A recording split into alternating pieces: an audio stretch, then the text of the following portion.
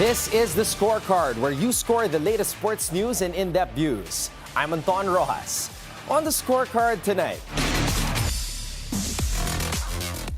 13-year-old Keirsten Layne Fernandez has made history as the first Filipina to win gold at the Asian Open Short Track Speed Skating Trophy, while fellow young skater Zymone Zurbito also reached the podium in India. Strong Group Athletics-Pilipinas kept its three-peat bid alive, avenging its earlier loss to Wonju DB Promy with a dominant 113-87 win, but still needing help to reach the William Jones Cup semifinals. The Yulo brothers are set to lead the Philippine gymnastics team at the 2026 Asian Games, with Carlos Yulo bringing his Olympic championship credentials and Eldrew continuing his rapid rise on the continental stage. Alex Ayala is heading to the U.S. Open with bigger expectations after a breakthrough North American swing that included her first WTA title and a career-high world number 18 ranking. All the headlines and more on the Scorecard tonight, the 19th of August. Now, here's our roundup brought to you by the Philippine Sports Commission, the Philippine Olympic Committee, and the NST-IAC.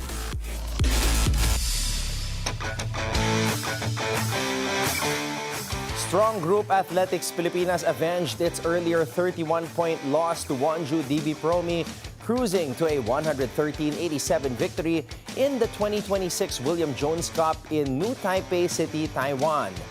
The Charles Tew coached squad came out firing, building a 26-17 lead after the first quarter before extending the advantage to 51-35 at halftime. Strong Group never looked back, continuing to pull away before erupting for 39 points in the final quarter.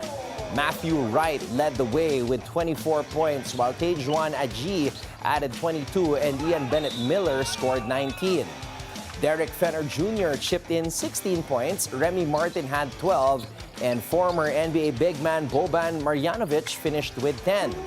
The Philippine side shot an impressive 56.3% from three-point range in the blowout victory. But despite the dominant performance, Strong Group's semifinal chances remain complicated. The 26-point win was not enough to completely erase the damage from its earlier 31-point defeat to Wonju, leaving the Korean club with a 5-point advantage in their aggregate scoring margin. To advance, Strong Group must now beat Chinese Taipei Blue in its final Group A game and hope that winless Japan can upset Wonju DB Promy. The road to a historic three-peat is still alive, but Strong Group now needs both a win and a little help to keep its William Jones Cup title defense going. Justin Arana is now one step closer to his dream of representing the Philippines. The Converge big man has joined the Gilas Pilipinas pool and is ready to put in the work as he fights for a spot in the team heading into the 2026 Asian Games. Here's Zeus Valdez with the details. Justin Arana has joined the Gilas Pilipinas pool and is now looking to earn his place in the Philippine lineup for the 2026 Asian Games in Aichi-Nagoya, Japan.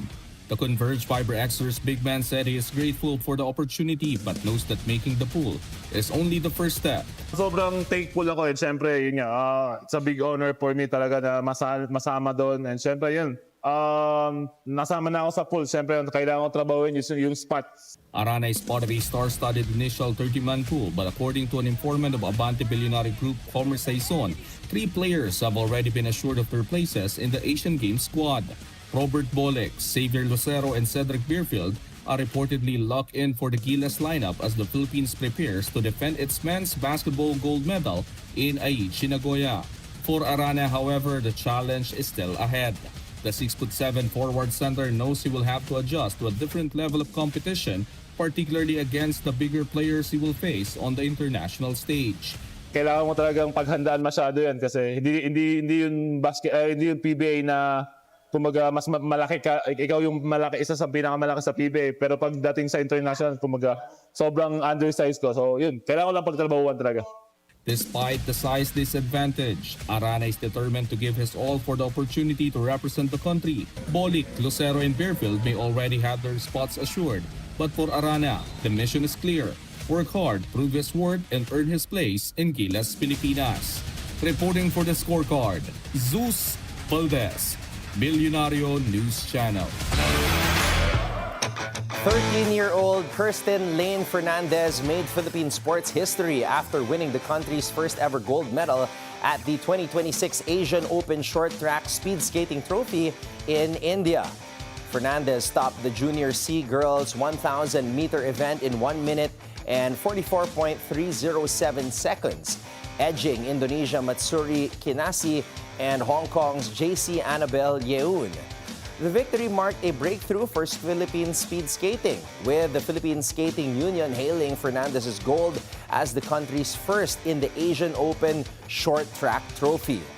Meanwhile, fellow Filipina Zymone Zurbito also reached the podium, claiming bronze in the 333-meter Junior F event. Both Fernandez and Zurbito earned their spots in the finals after meeting the qualifying times in the heats. The Yulo brothers will lead the Philippine gymnastics team at the 2026 Asian Games in Aichi-Nagoya, Japan, as Carlos and Eldrew Yulo look to make another mark on the continental stage. Carlos, the two-time Paris Olympic gold medalist, will be joined by his younger brother Eldrew, who has emerged as one of the country's rising gymnastics stars. The brothers already made history at this year's Asian Championships, sharing the podium in the floor exercise, with Carlos winning gold and Eldrew claiming bronze. The Philippine team also includes Juancho Miguel Becena, Justin Ace De Leon, Zachary Nunez, and John Ivan Cruz in the men's squad. For Carlos, the Asian Games provide another major test as he continues to compete at the highest level following his historic Paris campaign. For Eldrew, it is another opportunity to build on his rapid rise and show that the future of Philippine gymnastics may be a family affair. Alex Ayala is heading to the U.S. Open with higher expectations after a breakthrough North American swing that included her first WTA title and a rise to a career-high world number 18. The 21-year-old Filipina says she is no longer content with moral victories as she looks to turn her rapid rise into more wins on the Grand Slam stage. Ayala's run in Cincinnati ended in the round of 32 with a 3-set loss to world number 10 Amanda Anisimova, giving her additional time to rest and prepare for New York. She will first play world number 16 Iva Jovic in the Stars of the Open exhibition on August 27 before her U.S. Open singles campaign begins on August 30. Ayala will also make her mixed doubles debut in New York, partnering with Canadian star Felix Auger-Aliassime. After breaking into the world's top 20, Ayala now has an even bigger target in the Big Apple, winning more matches and making her deepest Grand Slam run yet. World number 1 Aryna Sabalenka is through to the 4th round of the Cincinnati Open after dominating China's Wang Xinyu 6-1, 6-3 in just 54 minutes. Sabalenka needed only 20 minutes to take the opening set and continued to apply pressure in the second, converting her chances to complete a straight sets win. The victory also extended Sabalenka's winning streak at the WTA Masters 1000 level to 45 matches, highlighting her consistency against the tour's top competition.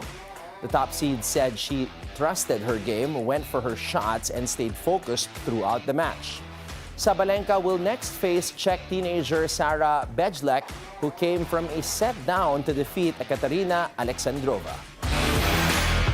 Blacklist International has withdrawn from the Philippine Kings League Fall 2026 season, ending its run in the country's premier Honor of Kings competition. The Codebreakers were one of the league's most recognizable teams, with multiple top 4 finishes locally and internationally. Their biggest achievement came in PKL Fall 2025 when Blacklist captured its first league title after outlasting Boom Esports in a 7-game grand final. Their withdrawal leaves a vacant slot that will be filled by Team Alpha, while MDM Esports also joins the fall season as a replacement for another withdrawal. The 2026 PKL fall season begins August 27, with teams also battling for a chance to represent the Philippines at the Honor of Kings International Championship this December. Angelo Ke made a solid return to competitive golf after a lengthy break, firing a bogey-free for under 67 in the opening round of the Indonesia Pro-Am Championship in Bogor. The three-time Asian Tour winner carded 4 birdies to finish in a share of 19th, 5 strokes behind leader Ayub Ligerati, who fired a flawless 9-birdie 62. Ke opened with 5 straight pars before finding his rhythm, then closed the front 9 with 2 birdies. He added 2 more birdies on the back 9 to complete a clean round and keep himself within striking distance with 2 rounds remaining. Meanwhile, Lloyd Go also returned from a long break but finished even par 71, despite making an albatross on the par 5-12. A total of 113 swimmers from 8 Southeast Asian countries are set to compete in the 4th Southeast Asian Open Water Championships, presented by the Philippine Sports Commission, starting Friday at Boracay, New Coast. The 3-day event marks the Philippines' first time to host the regional open water swimming showcase, with athletes from Indonesia, Laos, Malaysia, Singapore, Thailand, Timor-Leste, Vietnam, and the host Philippines. Beyond the competition, Philippine Aquatics says the event will also help position Boracay as a major sports tourism destination. The championships are also supported by the National Sports Tourism Interagency Committee, with government, private stakeholders, and sports organizations working together to stage the international event. Organizers have also put safety measures in place, including lifeguards, life rafts, medical personnel, and other support staff around the course. As Southeast Asia's top open water swimmers take on Boracay waters, the Philippines hopes to make this event a boost for both the sport and sports tourism. A viral social media claim saying Shaquille O'Neal had purchased all of the Buss family's remaining shares in the Los Angeles Lakers has spread rapidly online. But as of now, there has been no official announcement from the NBA, the Lakers, or O'Neal confirming that Shaq has purchased a stake in the franchise. The false claim emerged in the middle of a very real ownership drama involving the Buss family. The family's remaining 17.8% stake is at the center of a reported dispute, with Jeannie Buss said to be fighting plans to sell the shares. Jeannie's legal camp has argued that the transaction cannot move forward without the necessary approval of the trust's co-trustees, a battle that could also affect her future as the Lakers' team governor. O'Neal remains one of the greatest players in Lakers history, leading the franchise to 3 straight NBA titles from 2000 to 2002 alongside Kobe Bryant. But while Shaq will always be a part of Lakers history, he has not bought the team. The real story remains the Buss family's fight over its remaining stake and the battle over what the next chapter of Lakers ownership will look like. The long-awaited heavyweight showdown between Anthony Joshua and Tyson Fury is closer to becoming a reality, with both former world champions reportedly signing contracts for a November 20 fight in New York. The blockbuster all-British clash is expected to take place at Madison Square Garden, although the venue still requires final confirmation. Joshua and Fury have been chasing this fight for years, but previous negotiations never made it across the finish line. Both heavyweights have also returned to action this year, with Joshua stopping Christian Prenga and Fury defeating Mariusz Wach. The fight could also carry world title implications, with the WBC considering it as a possible eliminator for a shot at heavyweight champion Agit Caballo. Up next, Kai Sotto is back with Gilas Pilipinas after 2 years away, just in time for crucial World Cup qualifier games against Jordan and Iran. But how much has Kai developed, and how much can his return change Gilas' chances? We'll get the analysis from basketball analyst Jay Mercado when we return right here on The Scorecard.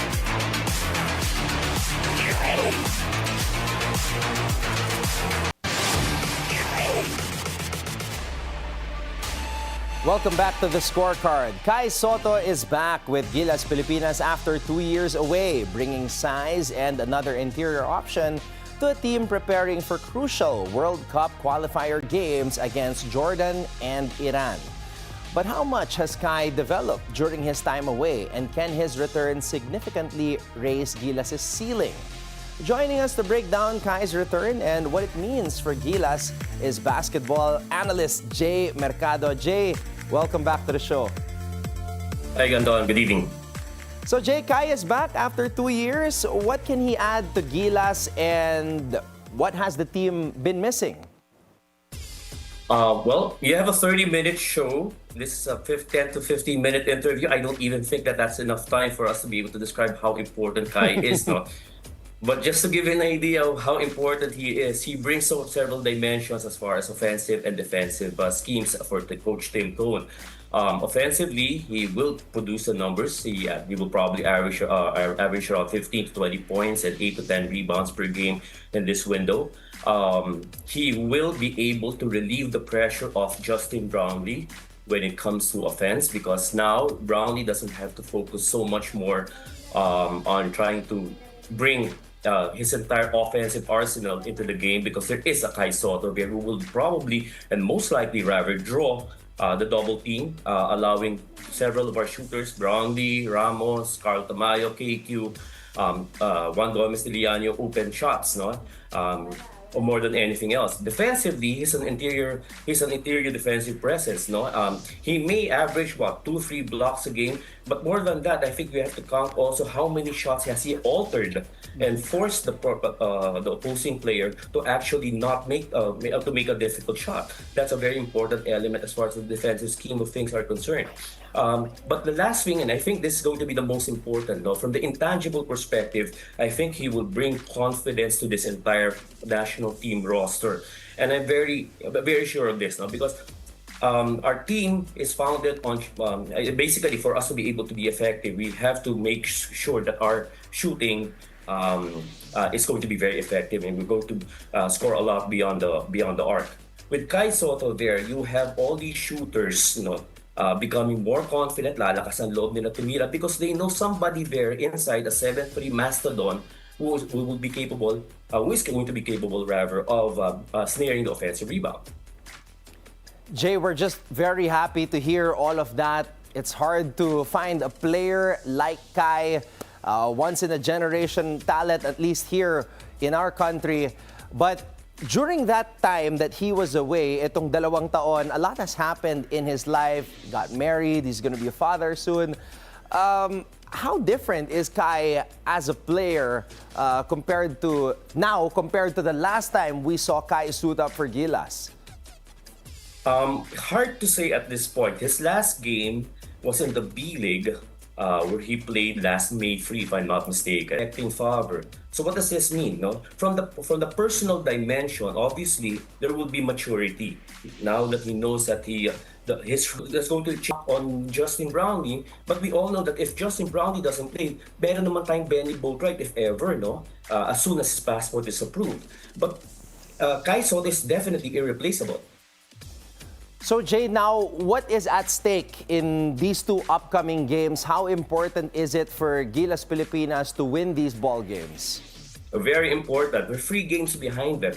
It's the wall. Let's see how Kai and the rest of Gilas Pilipinas will respond. But speaking about the rest of Gilas Pilipinas, do you think with this roster that we have in the next 2 games, we have enough to get these wins that we need? I think so. We need the backup center pa rin naman kay Kai Sotto no matter what. No, I think Eldrew will probably be used to play 4 and 5. He'll be utilized as 5 if Brownlee, Dwight Ramos, and even Carl Tamayo. Otherwise, as sabi natin, at least at this point in time with Kai Sotto there, we are going to be very competitive, and I'm going to be very excited, at least as far as winning both games here in home soil. Jay, going back to that discussion about Kai making his return, he was sorely missed in those previous two games, and there was a lot of speculation as to why Kai did not play, why he did not make himself available. And then you see on social media guys like Nikola Jokic making himself available for his country. Do you think that because of, yun nga, Kai is still chasing his NBA dream, and then seeing everybody talk about why Kai did not make himself available, seeing these conversations na kung si Nikola Jokic nga, ginagawa niya yung sarili niyang available for his country, why can't he? Do you think that maybe that played a part in his decision to, you know what, I'm gonna make a statement here, I'm gonna suit up for Gilas and try to remind everybody that my focus is here and I still want to chase this NBA dream as well? Excellent point, no? Alam mo naman sa social media, and we know also that Kai somehow actually reads those posts on social media. Malaking bagay yon, but of course, it's also parallel or at least aligned towards his NBA dream, no? Again, as I mentioned, if he plays very well and the scouts and the international scouts are there, he may actually have a fast-track method as far as being attracted to, as far as being invited to the NBA tryouts, no? This August. Kaya nagpo-practice na yung mga NBA teams, no? Kinokompleto pa lang nila yung roster. This will be the perfect opportunity for him to actually play and get invited rather for an NBA team. So, dual ang purpose niyan mangyari. He would be able to silence some of his critics. He would be able to prove his worth as well as for Gilas, how important he is, and at the same time be able to achieve his primary objective of playing in the NBA. But the whole point of the matter, I guess, siguro pinaka-importante sa iyo, sa akin, at sa lahat natin, sa lahat tayong fans, no? He is going to play and I'm excited about it. How big is it, Jay, na dito sa Pilipinas gaganapin yung dalawang sunod na laro? Sigurado yan. Naku, alam mo naman following rin naman nila Kai, etc. Now you have Justin Brownlee there. Of course, most likely RJ Abarientos and Scottie Thompson will be there. So alam mo naman yung fan followers ng mga yan. No? And of course, Dwight Ramos. No? Malaking bagay yan kasi ang balita ko nga ngayon, by this time, mukhang halos sold out yung mga tickets sa MOA Arena for this particular window. But I think it's also a wonderful, it's such a pragmatic and a strategic approach on the part of Kai Sotto to actually consider playing here in Manila. Because now he gets to refresh himself with the fans and at the same time of months. And remember, since he... Yung caption na ginawa ni Kai sa kanyang post, you know what time it is. And it's now time to suit up and represent Gilas Pilipinas. We're excited for that. Jay, thank you so much again for joining us and providing your expert analysis here on the Scorecard. Thanks, Anton. Appreciate it. All right, Jay, have a good night. And with that, thank you for joining us. We'll see you again tomorrow on the Scorecard, where sports is our business and business is our sport on the Bilyonaryo News Channel. This is Anton Roxas. Have a blessed evening, everybody, and good night.